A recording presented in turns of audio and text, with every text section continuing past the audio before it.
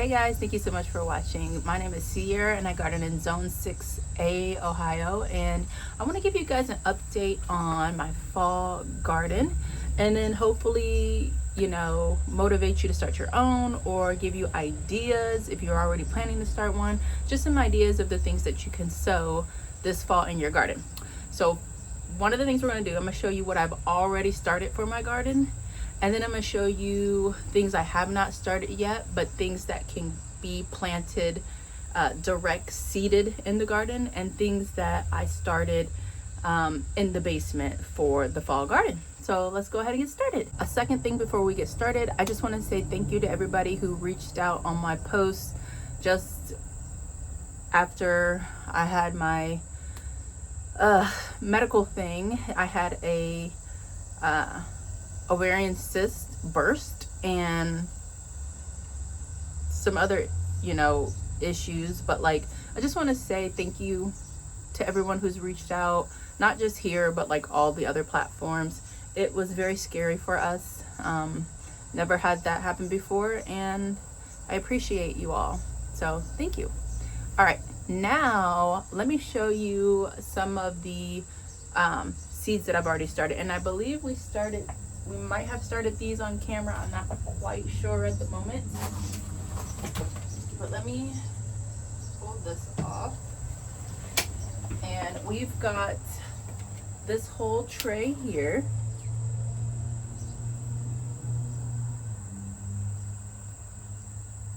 So there's a couple varieties of kale, but we also have mustard greens.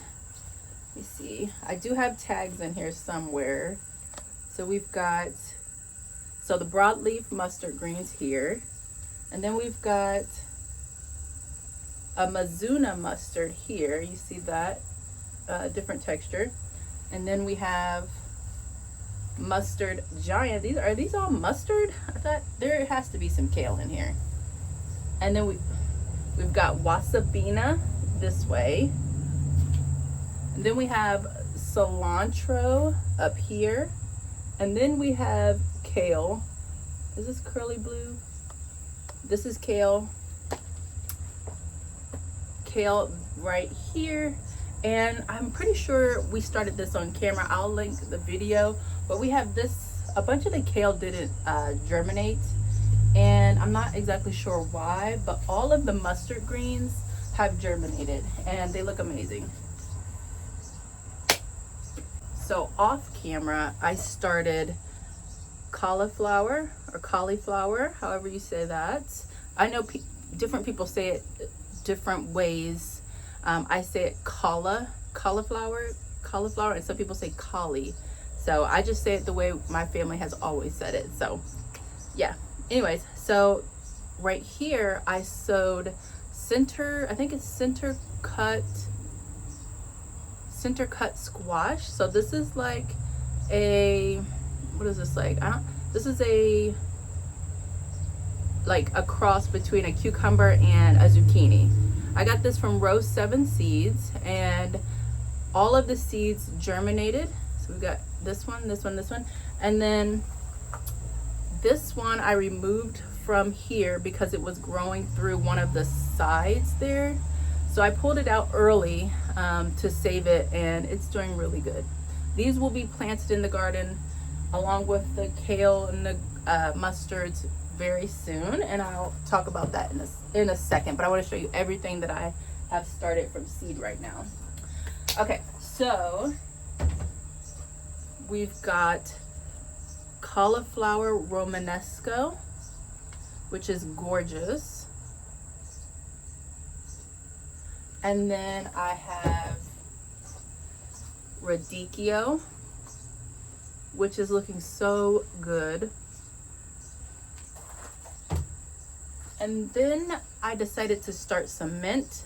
So I have mint right here, and these will get planted in containers. But I just wanted to have some because the mint that I bought this year and planted in containers, it's not doing well, surprisingly, for mint, because mint's very aggressive and fast growing, but it's not doing very well. So I decided to start some on my own. But that is, let me look around. that's everything that I have sown in containers. Thus, actually, I'm lying because I have a tray of kale going in the basement, but I just had to reseed because I had really poor germination. I think it might be because of where I got the seeds. I got them from, where did I get them? Give me a second. My mind is blanking at the moment. Seedville, USA. I got them from Seedville, USA. So you got like this packet with like 2,000 seeds in it. And I sowed them all, and then like 4 of them have come up. So I decided to go ahead and re-sow while it was so early, and they're in my basement under grow lights. Hopefully we'll have germination on that very soon. Okay, so what else am I going to grow for fall this year? I have my little seed container right here, and we're gonna go through these. Some of these are the seeds that we already started, but we've got more cilantro. This is going to be planted, started outdoors, already in containers. So I'm not going to take any separate time or measures like I did here with this cilantro to grow indoors or anything like that. Direct sow. I've got more mustard, which I'm not going to sow any more mustard. Here is the Romanesco broccoli. Was that one? Didn't I sow this one? Okay, so I had, the other one is Romanesco cauliflower. This one is Romanesco broccoli. They look pretty similar. I don't think I'm going to grow these. Let me see. This is a maybe, but I would start this one in a seed tray or a seed cells. Lettuce, this is going to be direct sown. I'm going to use the trough planters like I did earlier this year, where I planted a bunch of lettuce, arugula, and spinach. And that's going to be like my cut and come again salad bar type of thing. So lettuce, direct sown in its planter, no seeds starting like this and then planting out later. Radishes, we're direct sowing radishes. They don't necessarily like to be planted in seed trays and then, you know, moved outside. If you have to, sure, but don't let them stay in the seed trays super long. Cabbage, red acre. Do I have any of that already? I don't think I have any of this growing yet, but this I would probably start indoors just to make sure everything germinates and it's looking good. This would be something I started in containers prior to, but I don't know if I'm gonna get to this one this year. We'll see. This is an herb. This one would be definitely started outside in ground if you're gonna start it. I don't think I'm gonna start this year.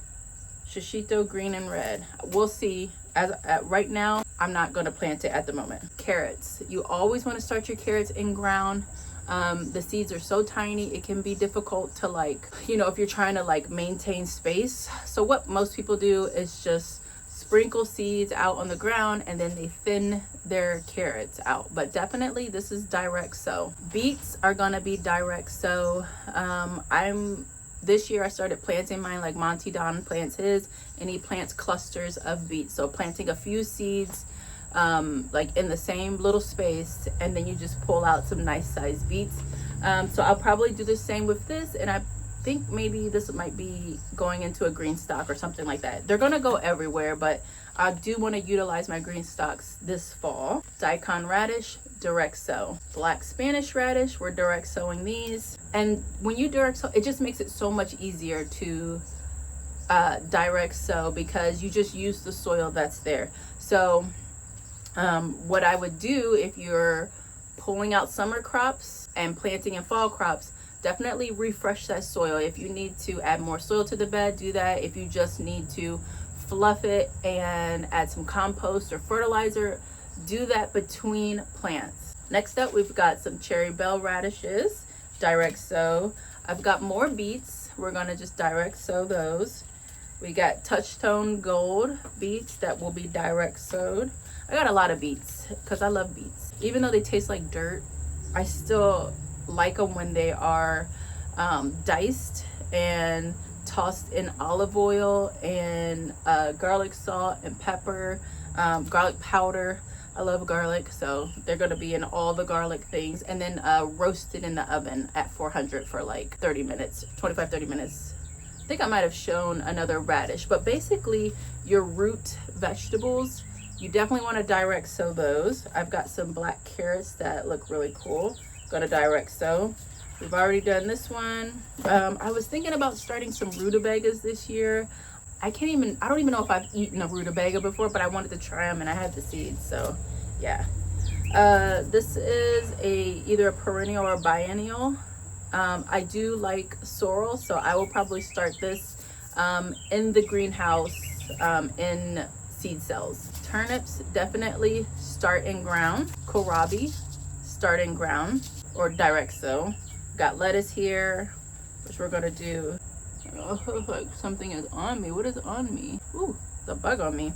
Lettuce, yeah, definitely direct sow. Arugula, radicchio. We did put radicchio in containers just because I tried to grow it earlier this year and it didn't do so well, so I thought let me put it in some containers so I can keep an eye on it. And this is the radicchio and it looks amazing. So I think that is it for what to put in seed cells and what to put in ground. Now you can direct sow every single thing that you want to. You don't have to sow anything in containers. If the weather is right, you can take it straight outside, put those seeds in the ground. The reason that I am sowing seeds and seed cells is one, to control to be able to have control over the plants. So like with your kale, collards, your mustards, I started those and moved them indoors to a cooler area in my basement, okay? Because I don't want them to bolt in the heat and humidity. I don't know about you guys, but we've had lots of rain. It's been extremely humid. It's so humid right now. I'm pouring sweat, but you can't tell. Like my back is probably dripping down to the ground. Anyways, but you want to start them in seed cells when you need to control the environment that they're in, right? So this greenhouse is just too hot to start like a cool season crop. So these guys are up and out of the basement because I am pulling my bush beans out very soon. I'm giving them a few more days. I did a big harvest, which I'll put a video in right now. And then I'm gonna give them a few more days, collect the rest of the beans, then pull all the plants from the bed. Once those plants have been pulled, I'm gonna move my greens into that space. So it's important before I do that to like I told you, refresh the bed, add some fresh compost, add some fresh soil if needed. If you don't need soil, just do, you know, a granular fertilizer and then do a compost.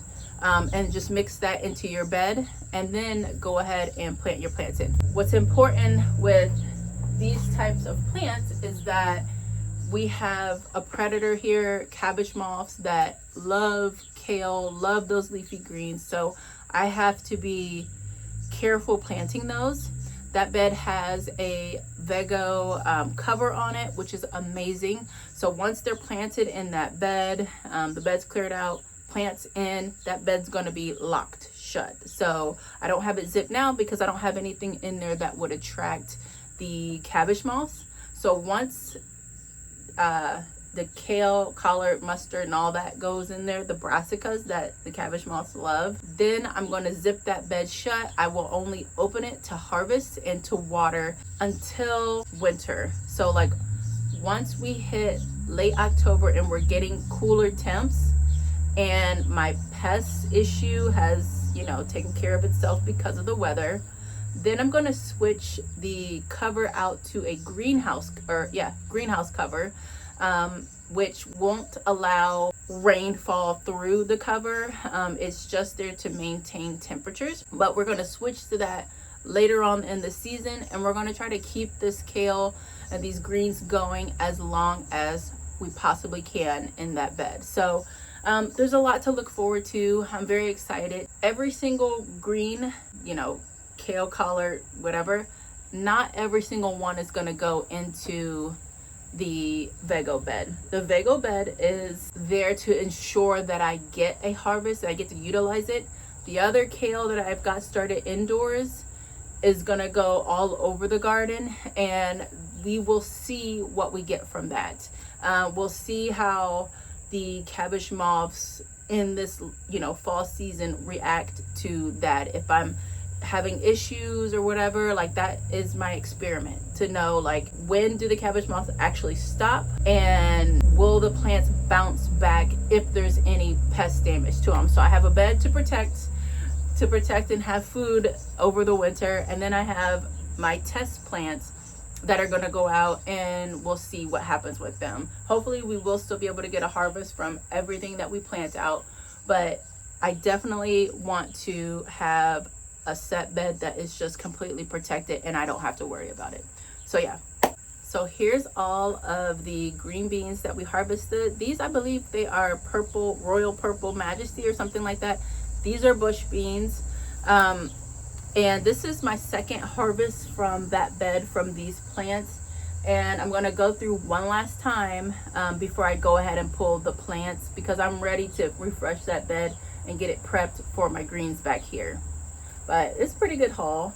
What I do with my green beans, if I'm not ready to eat them yet, I go ahead, I wash them, cut off the stem area, just that little bit at the top, and then I throw them in a freezer bag into the freezer. And I've been doing that this season until I get a nice full bag, enough for a pot to feed us all. Then I'll go ahead and cook them. But until then, they just get washed, cut, and put in the freezer. And that's a great way to utilize some of your harvest if you're not ready to eat it yet. If it's able to just be washed and frozen, that's great. We do that with tomatoes too. So we've got a nice stockpile of our tomatoes in the freezer that I've washed, and I've cored out the top, that, you know, that little where the stem is. I just go down with the knife, pull that out, and then I go ahead and freeze them until we're ready to use them for sauces and things like that. So yes.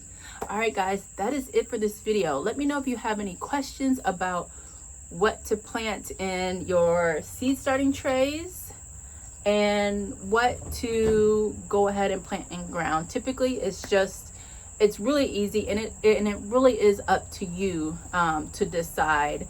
And yeah, so just let me know if you have any questions. Thank you guys so much for watching this video. Thank you for your well wishes, and I see you guys in the next one. Bye.